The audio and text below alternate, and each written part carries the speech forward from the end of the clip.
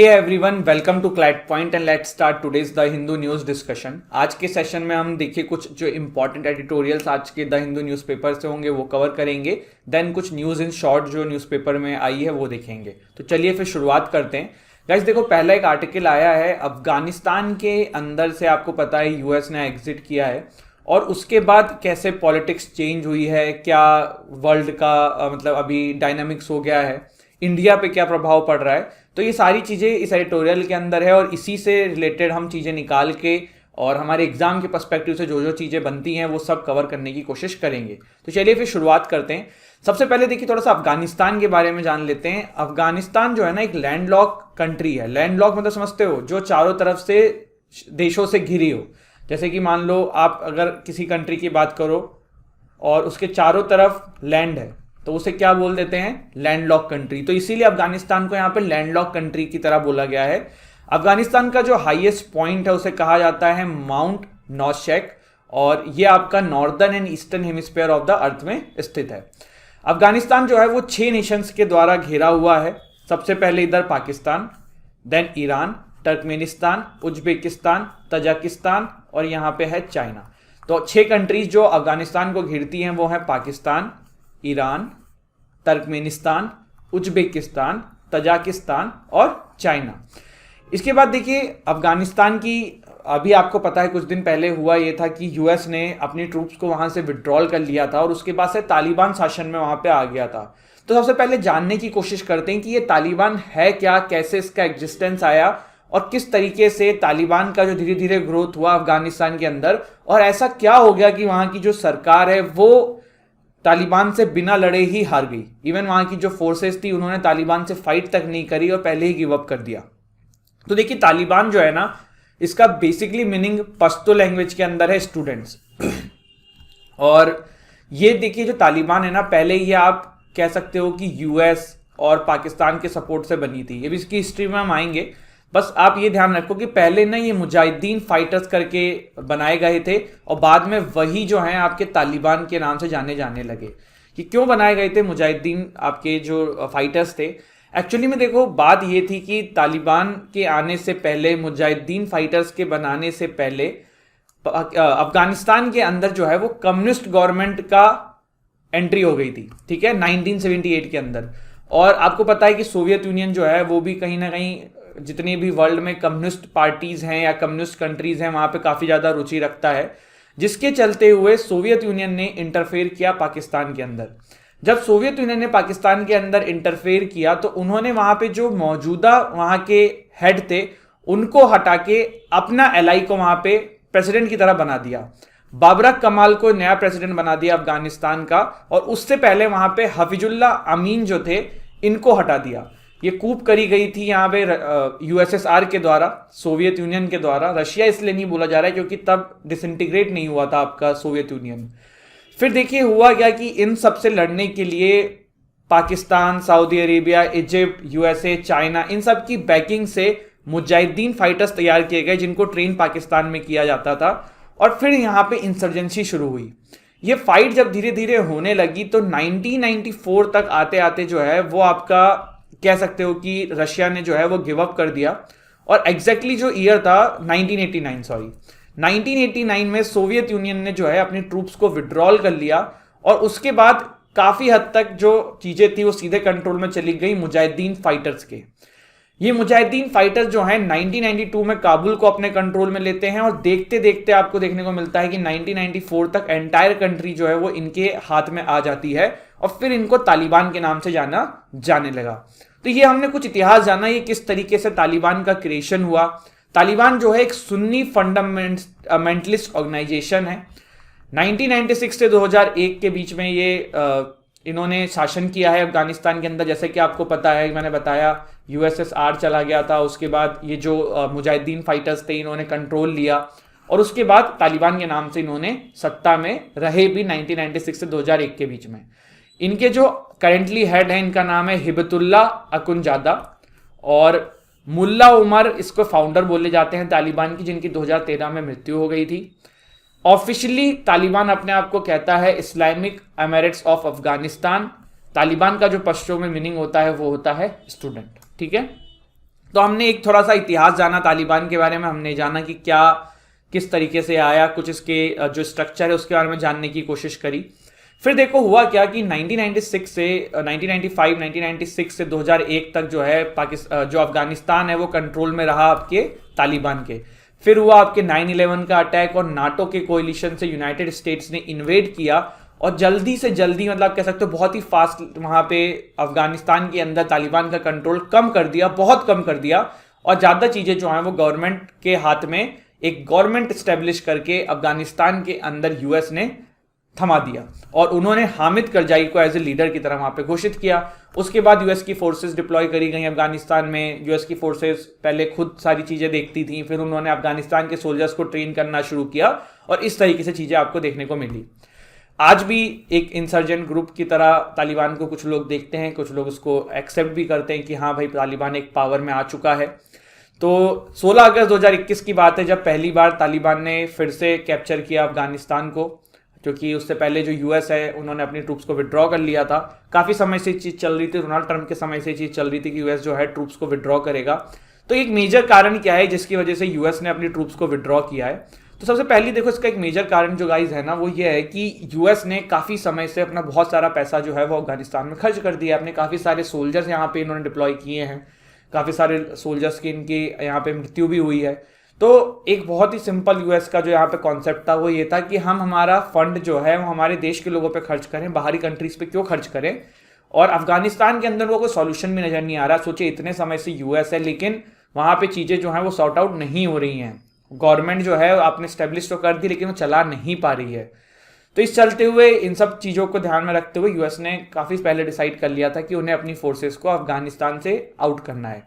अफगानिस्तान में इतनी प्रॉब्लम आ क्यों रही है एक्चुअली में? देखिए प्रॉब्लम क्या है ना कि अफगानिस्तान जो है ना ये डिफरेंट ट्राइब्स का एक समूह है। अलग अलग ट्राइब्स यहाँ पे इकट्ठा हुई है। अब क्या होता है ना, अलग अलग ट्राइब्स के अलग अलग लीडर हैं और उनकी अपनी अपनी तरह बातें चलती है। ये जो सोल्जर्स हैं जिन्होंने फाइट नहीं करी तालिबान से, क्यों नहीं करी अफगानिस्तान के सोल्जर्स ने? क्योंकि बहुत सारे जो सोल्जर्स थे वो ऑलरेडी किसी ट्राइब्स के मेंबर थे, उनके अलग अलग ट्राइब्स से अच्छे रिलेशन थे, तालिबान से अच्छे रिलेशन थे। तो यहाँ पे लोगों ने अपनी जो है ना मतलब देखो कंट्री यहाँ पे फर्स्ट नहीं है, अफगानिस्तान में ट्राइब्स फर्स्ट है कि हमारी जो ट्राइब है हम इसके लिए फेथफुल हैं। तो यहाँ पे ये प्रॉब्लम देखने को मिली, इसीलिए वहाँ के सोल्जर्स में बहुत सारे लोगों ने पहले ही हथियार डाल दिए, अपने अपने जो उनके पहले ही बातचीत हो चुकी थी उस तरीके से उन्होंने चीज़ों को रख के आगे बढ़े। तो यहाँ पे ये एक प्रॉब्लम देखने को मिलती है अफगानिस्तान के साथ। जैसे हमारे यहाँ नॉर्थ ईस्ट स्टेट्स में आप देखते हो कि अलग अलग ट्राइब्स हैं, अलग अलग जो वेरियस टाइप के अलग अलग ट्राइब्स जो अलग अलग डिमांड करती हैं। कोई कहता है हमें रिजर्वेशन चाहिए, कोई कहता है कि हमें पावर चाहिए, हमें ऑटोनॉमी चाहिए। तो ये चीज़ें जो है ना वो अफगानिस्तान में और ज़्यादा देखने को मिलती हैं क्योंकि वहाँ पे ट्राइब्स जो हैं वो और ज़्यादा हैं। इसके बाद देखिए क्या चाहता है तालिबान अफगानिस्तान से, तो शरिया अफगानिस्तान में लगाना चाहता है। 1996 से 2001 में जब इन्होंने शरिया लगाया था उस समय प्रॉब्लम क्या हुई थी? शरिया मतलब इस्लामिक लॉ। उस समय प्रॉब्लम ये हुई थी कि वुमेन्स को बिल्कुल राइट्स कर्टेल कर दिए गए थे, ना पढ़ाई का राइट, बाहर आप जा नहीं सकते हो अकेले, आपको पूरा बुरखा पहन के जाना है और जाओगे तो मेल रिलेटिव्स के साथ जा पाओगे। इस तरीके की चीज़ें हुई। म्यूजिक, टीवी, सिनेमा बैंड हो गए थे। अभी नया तालिबान जब आया है तब इन्होंने आईपीएल को बैन कर दिया था अफगानिस्तान के अंदर। तो ये चीज़ें देखने को मिल रही हैं। लेकिन साथ ही साथ अभी जो नया तालिबान शासन में आया ये कह रहा है कि हम वुमेन्स को एजुकेशन देंगे, हम इसमें नहीं रोकेंगे। बट यही बात है ना कि हाथी के दांत दिखाने के और खाने के और। ये तो इसलिए कर रहे हैं कि पूरे विश्व के जो अलग अलग कंट्रीज हैं वो उनको बाइकआउट ना करें, उनको रिकॉग्नाइज कर लें। तालिबान फंडेड कैसे होता है? तो देखिए मैंने आपको गोल्डन क्रिसेंट, गोल्डन ट्राइंगल अभी कुछ दिन पहले हिंदू न्यूज़ एनालिसिस में बताया था। सिंपल सी बात है भैया, ओपीएम का one of the largest producer है अफगानिस्तान और ओपीएम बेच के खूब सारा पैसा कमाते हैं। इसके अलावा और भी हैं जैसे ड्राई फ्रूट्स एंड ये, इसमें अफगानिस्तान बहुत आगे है तो यहाँ से काफ़ी सारा पैसा कमाया जाता है। इसके बाद तालिबान जो है किस किस कंट्रीज ने तालिबान को रिकॉग्नाइज कर रखा है? तो देखिए पाकिस्तान सबसे पहले तालिबान को रिकॉग्नाइज करता है, Saudi Arabia, UAE and Turkmenistan.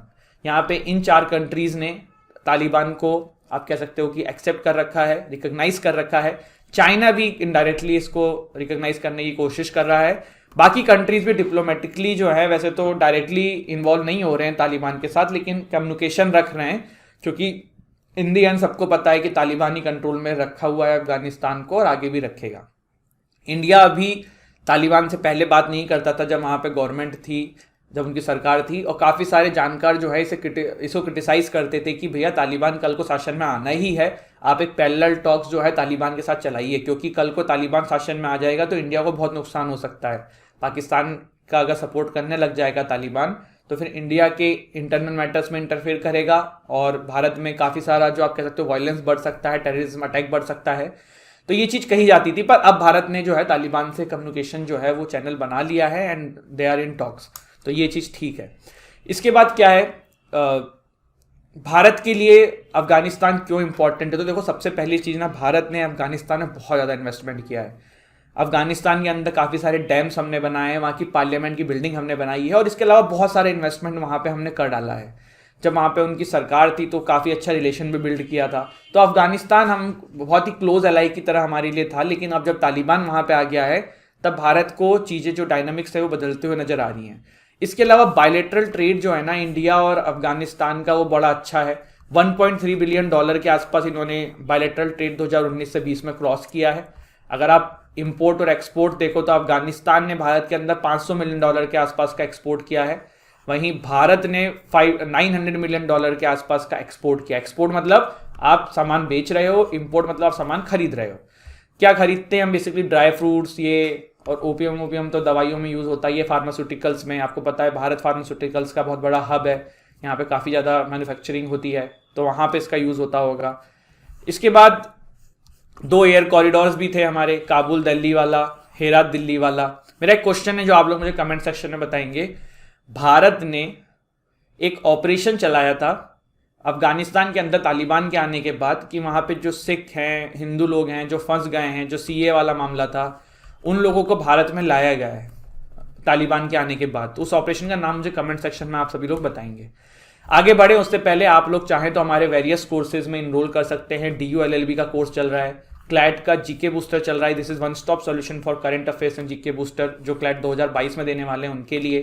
CLAT PG का मॉक टेस्ट है, क्लैट यूजी का मॉक टेस्ट है। क्लैट पीजी का 2023 का बैच चल रहा है, क्लैट पीजी का 2022 का बैच चल रहा है, क्लैट यूजी का 2023 का बैच चल रहा है। ठीक है, तो आप इन DU-LLB के मॉक्स हैं, तो आप इन सब में से किसी में भी अपने आप को इनरोल कर सकते हैं। करना क्या है, डिस्क्रिप्शन में जाना है, हमारे ऐप की लिंक है, ऐप डाउनलोड करना है और उसमें से आपको जो भी कोर्स में आप इनरोल करना चाहें, इंटरेस्टेड हो, आप ले सकते हैं। इसके अलावा आप चाहें तो डेस्कटॉप से विजिट करना चाहें तो www.clatpoint.com पे जाके भी आप इनको विजिट कर सकते हैं। अब ये हमने थोड़ा सा ये मामला देखा पूरा, और हमने देखा भारत के लिए क्यों ज़रूरी है। भारत के लिए सबसे ज़्यादा ज़रूरी इसीलिए है अफगानिस्तान में तालिबान अब आ चुका है, क्योंकि हमारा जो पाकिस्तान है ना पड़ोसी, हमारे देश में इन्फिल्ट्रेशन और ये सब करता रहता है समय समय पे। तालिबान अगर पाकिस्तान का सपोर्ट में आ जाएगा, जम्मू कश्मीर के मुद्दे पे बोलने लग जाए और किसी मुद्दे पे बोलने लग जाए, तो भारत को बहुत समस्या हो जाएगी। तो ये एक समस्या है जिसको भारत को डील करना है और किसी ना किसी तरीके से तालिबान से पैरेलल नेटवर्क बना के रखना है, क्योंकि अब तो वहाँ पे सरकार के आने का बहुत ही कम चांसेस है। तालिबान सत्ता में आ गई है, आज नहीं तो कल रिकॉग्नाइज करना पड़ेगा और चीज़ों को लेके आगे बढ़ना होगा, किस तरीके से चीज़ें जो हैं वो आगे बढ़ सकती हैं। इसके बाद न्यूज़ इन शॉर्ट में देखो, सबसे पहला एक आर्टिकल आया है, इन्फ्लेशन स्पाइक्स टू 4.91% इन नवंबर। तो यहाँ पे ये देखने को मिला कि इन्फ्लेशन जो है वो आपका 4.91% हो गया है। अब इन्फ्लेशन क्या होता है, एक टर्म देख लो थोड़ा सा, इन्फ्लेशन का मतलब क्या होता है। इन्फ्लेशन का बेसिकली मतलब ये होता है कि जो आपकी करेंसी है ना उसकी वैल्यू कम हो जाना। जैसे कि पार्ले जी का पैकेट जब हम लोग छोटे थे ना तो 2 रुपये का बिस्किट आता था, फुल बड़ा वाला पैकेट पार्ले जी का। अब वही पैकेट जो है वो 5 रुपये का आता है। तो खाने को तो उतना ही मिल रहा है, लेकिन पैसे की वैल्यू जो है वो कम हो गई है। पेट्रोल ही ले लो, डीजल ही ले लो, समझ रहे हो। तो इन्फ्लेशन का बेसिकली मतलब ये है। इसके बाद अपोजिशन टू इंटेंसिफाई प्रोटेस्ट क्या हुआ है, देखो राज्यसभा में 12 मेंबर को सस्पेंड कर दिया गया। उसके चलते हुए यहाँ पे अपोजिशन ने इकट्ठा हुई और कही कि भैया हम इसके अगेंस्ट में धरना निकालेंगे और ये जो फैसला लिया गया है गलत लिया गया, इसके अगेंस्ट में हम आवाज़ उठाना चाहते हैं। इसके बाद क्या है, ओडिशा की हाईकोर्ट ने postponement of state film award ceremony कर दिया है। हुआ क्या कि देखो, स्टेट फिल्म अवार्ड सेरेमनी थी, केस गया हाईकोर्ट में। मामला ये था कि भैया आपने 2 रीमेक मूवी को इसमें नॉमिनेट किया हुआ है। अब रीमेक मूवी को नॉमिनेट करने का क्या मतलब है, तो ओरिजिनल क्रिएशन भी नहीं है। तो उसके चलते हुए हाईकोर्ट ने इंटरफेयर किया, उन्होंने कहा कि फिर से भैया ये नाम हम चेक करो, ये फिर से इसमें जांच करो क्या सीन है। इसके बाद Taliban committed to giving education jobs to girls women, क्या है ये बताओ। अभी तो हमने पूरा बवाल देखा ना तालिबान का। तो ये नया इस बार कह रहे हैं कि करेंगे। क्यों कह रहे हैं, क्योंकि चाहते हैं कि वर्ल्ड के अलग अलग कंट्रीज इनको रिकॉग्नाइज करें और एक्सेट्रा एक्सेट्रा, पर यही इनको करना होता ज़बरदस्ती। अभी कितनी महिलाओं की इन्होंने शादी करी है आफ्टर तालिबान वहाँ पे आ गया है, अपने मुजाहिदीन से, अपने मुजाहिदीन फाइटर से, तालिबान के मेंबर से। तो दिखाता है इनका क्या एटीट्यूड रहेगा आगे। और वो जो कह रहे हैं वो सिर्फ कहने की बात है, एक्चुअली में ये ग्राउंड लेवल पे चीज़ें नहीं होने वाली हैं। तो दिस इज इट। और एक क्वेश्चन और है आप लोगों का, मेरे को जो कमेंट सेक्शन में मेरा एक क्वेश्चन आप लोगों को जो कमेंट सेक्शन में आप लोग मुझे बताएंगे। अभी वर्ल्ड की एक नई कंट्री ने सेम सेक्स मैरिज को लीगल कर दिया है थ्रू देयर पार्लियामेंट। मैंने टेलीग्राम चैनल पे हमारे शेयर किया था, अगर आप लोगों का आंसर पता है तो कमेंट सेक्शन में बताइए। जितने भी लोग फ्री कंटेंट चाहते हैं वो हमारे टेलीग्राम चैनल से जुड़ जाइए, वहाँ पे डेली आपके लिए क्विज डाले जाते हैं, स्टडी मटेरियल्स डाले जाते हैं। प्लस आप लोगों का कोई डाउट हो तो मुझे इंस्टाग्राम पे फॉलो कर सकते हैं। आप लोग हमारी मंथली मैगजीन करंट अफेयर की द राइज डाउनलोड कर सकते हैं। ये कैसे करेंगे, आप हमारे ऐप को डाउनलोड करेंगे ना, उसी में फ्री स्टडी मटेरियल में आपको फ्री ऑफ कॉस्ट ये rise monthly magazine month wise आपको वहाँ पे मिल जाएगी, जिसको आप डाउनलोड करके काफ़ी कुछ करंट अफेयर की जो प्रॉब्लम है उसको सॉर्ट आउट कर सकते हैं। तो आज हमने देखा है तालिबान ने कहा है कि हम लड़कियों को इक्वलिटी देंगे। उड़ीसा हाई कोर्ट ने स्टेट फिल्म फेस्टिवल को रोका है, प्रोटेस्ट के कर रही हैं। इन्फ्लेशन के बारे में देखा है हमने, यहाँ पे इंपॉर्टेंट चीज़ देखी है तालिबान कैसे बना, कैसे यूएसएसआर आया, यूएसएसआर को टैकल करने के लिए तालिबान को फंड किया गया। तालिबान पहले तालिबान नहीं कहलाता था, फिर तालिबान कहलाने लगा। तालिबान का बेसिकली मतलब स्टूडेंट्स है, जो कि पहले स्टूडेंट्स के द्वारा ही फाउंड किया गया था।